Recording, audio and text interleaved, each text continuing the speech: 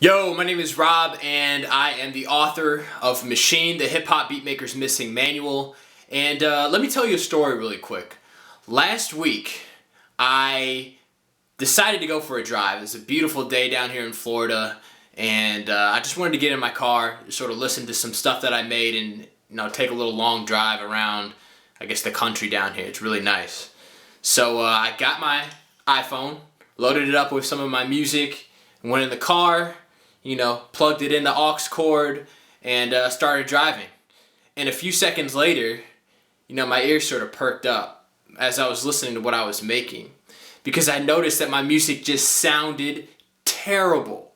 And it was surprising because when I made it in the studio, it sounded great. So I was confused as to what the differences were and why things sounded so different in my car than originally when I'd made it in the studio.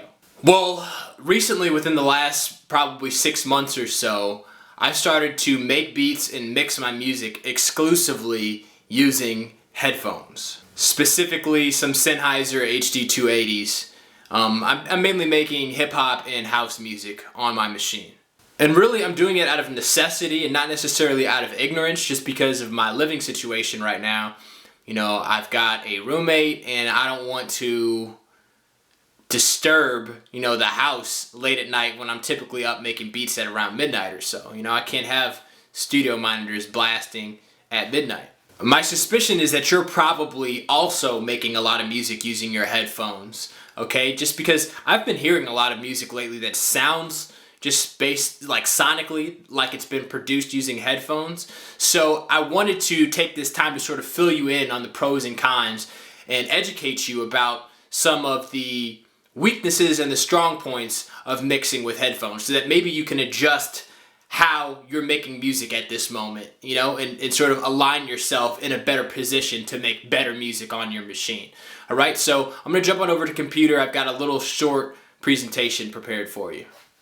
So like I said, mixing on headphones has its advantages and disadvantages. And let me just quickly educate you about what the advantages and disadvantages are. The advantages, or the pros, are that obviously mixing with headphones can be a little bit cheaper than paying for a speaker setup. You need to get studio monitors, you need to get an audio interface, you need to get acoustic treatment for a room in order to really create an environment where you can accurately create a mix, using your machine or whatever other setup, whatever other DAW you might be using. So it takes a lot of money to get quality monitors and speaker isolation pads and acoustic treatment for a room. That's pretty expensive, okay? So buying a headphones is obviously cheaper. The headphones that I use, like I said here, are $100. Sennheiser HD280s. They're pretty decent headphones, right? I rate them like a 7.8 out of 10, especially for the money. They're good value for the amount of money that you spend. If you spend a little bit more, you can get much better headphones, okay? The second aspect is being able to produce anywhere, all right? Like I said, I live in an apartment at this point, and I have roommates, so making or having studio monitors in a big setup like that doesn't really make sense for me. Headphones are more portable, and theoretically, I could mix sort of anywhere. If I wanted to, I could go mix at a friend's house, or if I could go mix outside if I wanted to. I don't know if you guys have seen Memorex, but he's a machine performer. Go ahead and check out his channel. He produces beats. A lot of this is just performance in cool locations, but theoretically, if you wanted to, you could take your machine outside or, to a different room or to a friend's house and still have the same setup that you have at home, all right? Or produce on the road or something like that, all right? So let's get into the cons of mixing, okay? And in my opinion, they are heavy. And I didn't realize this when I first got into mixing with my headphones. Like I said, I was starting to mix using headphones out of ignorance instead of being educated about the weaknesses. I just sort of went ahead, and not to say that mixing with headphones is some sort of super, something that's going to kill the quality of your music, but it does have its weaknesses. And the first is being the low end, okay? The frequency response of headphones. I know you guys probably know a little bit about studio monitors. The whole entire purpose of studio monitors is a flat frequency response, meaning that what you're hearing out of your speakers is accurate to actually what's going on inside of the music, what actually you're making in the music, okay? And any sort of disparity within the frequencies, whether you're using studio monitors or headphones, cause you to make errors when you're producing and mixing, okay? So say, for example, in headphones, one of the big issues with the headphones is that I use is that it's damn near impossible and really difficult to get the low end correct. You tend to not be able to accurately judge the low end. And as you can see here, this is a picture of a frequency response chart. So as you can see, when you start to get around, I guess this is probably close to 70 hertz or so, the frequency response falls off, meaning that the headphones are not able to accurately represent those frequencies. So therefore, what you're hearing out of your headphones is not necessarily what's accurately going on inside of the music. This creates problems in your judgment, meaning that, so you might tend to overstate the low end because, like it shows here, your headphones are not reproducing 40 hertz correctly, so you tend to increase the volume around 40 hertz, and once it's played on a speaker system that has good frequency response or overstates the low end, everything seems to be out of whack. Okay, so that's an issue with headphones, is the low end is typically not correct. The next issue is the sound stage, okay? As you can see here, this is the picture of a sound stage. And if you don't know what that is, that's essentially when mixing, when you pan instruments and you adjust the volume of your instruments, you're essentially creating what's called a sound stage. Some things seem further away, some things seem closer to you, some things are off to the left, some things are off to the right. And that's just basically one of the fundamentals of mixing and getting your balance correct, is understanding the sound stage, all right? It can be a little bit better represented by like an orchestra. Like you might hear the cellos back somewhere else, the drums might be in the back, be a little bit softer, you know, there's different instruments in different places within the mix. And it becomes difficult when you use headphones to get the sound stage correct. It's hard to gauge where everything is being placed because headphones do not accurately represent the sound stage. Okay, so typically in my situation, I have a tendency to pan too hard when I'm mixing. Okay, so meaning that something doesn't sound as far left.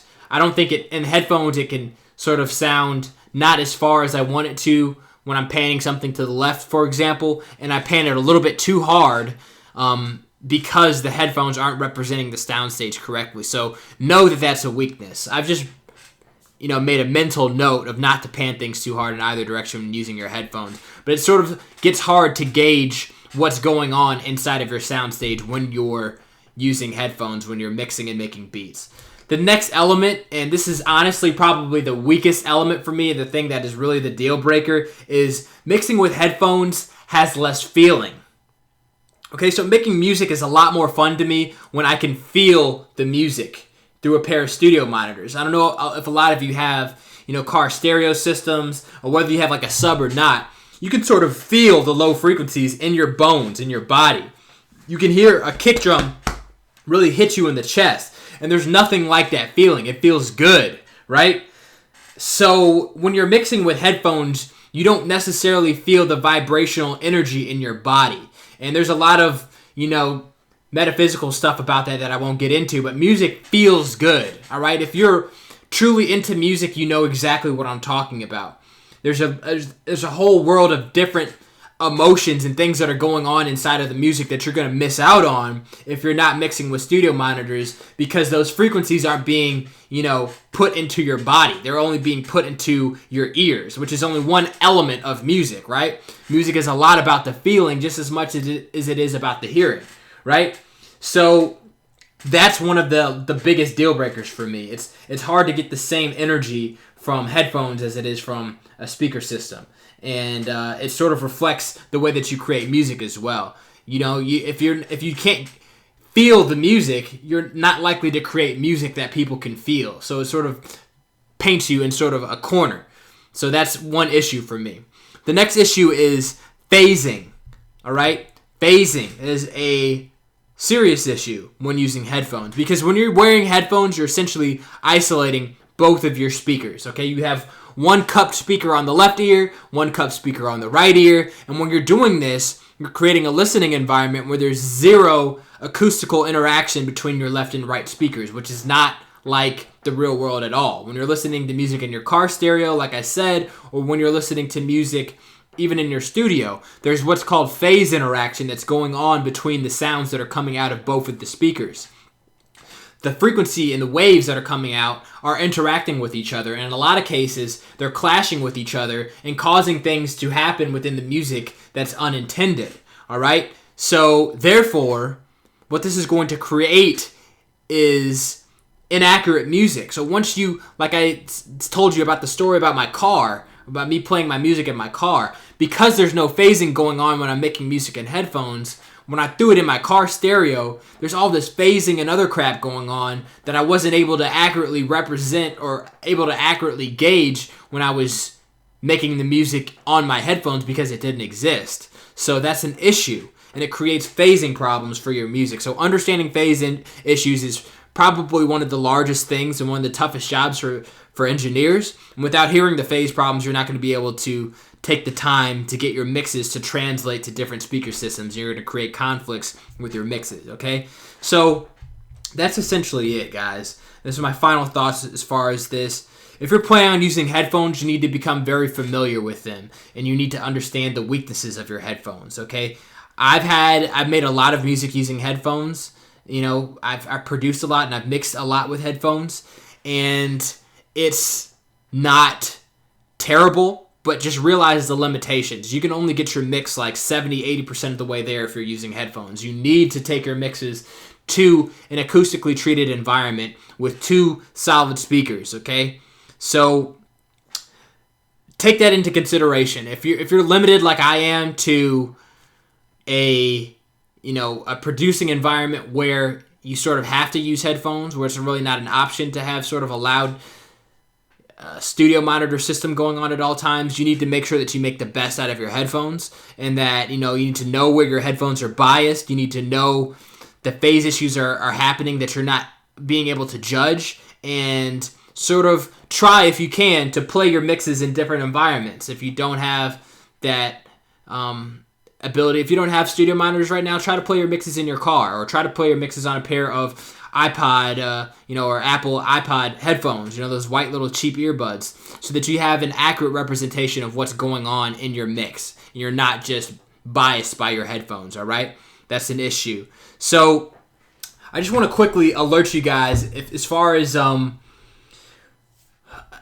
ability, I know that you're obviously interested in music if you have lasted this far. So I want to give you an opportunity to sort of learn more about these sort of advanced mix engineering concepts that we talked about. Specifically today, we talked about the issues of mixing using headphones. But if you're the type of person that wants to understand more about mixing on machine, and you want to understand more about how to create better mixes on machine, then I recommend that you grab a copy of my book. It's called Machine the Hip Hop Beatmaker's Mixing Manual. And really, this is a world-class guide to creating great beats, beginning to end, inside of the machine environment. So I have an entire chapter in here devoted to the audio engineering side of producing beats on machine, teaching you how to use concepts like distortion, teaching you how to use compressors and saturators and equalizers in order to improve the quality of your mixes on machine. All right, so if you're looking to improve the quality of your mixes on your machine, if you're looking to develop your skills as a producer, I want you to click the link in the description. You're going to be taken to a landing page here, and you can get your copy of this book today for just $1. All right, typically this book sells for $47, but I guess in the past, I've sort of learned from experience that the more hands I can get this book into, the more people who have this book, the bigger my brand becomes, the more influence I'm able to spread in this tight machine community, this tightly knit machine community. So I'm selling this book for $1 and allowing you to get your hands on this book today. All 89 pages of this in-depth guide on machine for just $1. So click the link in the description. You're going to land on this page. You're going to be taken to an order form once you click this button. And I'll tell you obviously more about what's in the book. Enter your name, your email, and your payment information. And like I said, it's just $1. You're going to be up and running and improving your skills on machine in no time, all right? So, again, my name is Rob, and I'm the author of this book, Machine the Hip Hop Beatmaker's Mixing Manual, and also the author of HipHopRally.com. I want you to subscribe to this channel if you want to take your music on Maschine to the next level. I've got a lot of great free content that comes out regularly that is going to give you a better understanding of the techniques, the knowledge, and the skills that you need in order to make release-ready beats on Maschine, all right? To quickly get you to the point where you can create great stuff using this Maschine platform, all right? So click the subscribe button below, grab your copy of the book. It's in the description, and I look forward to seeing you in the next video. Peace.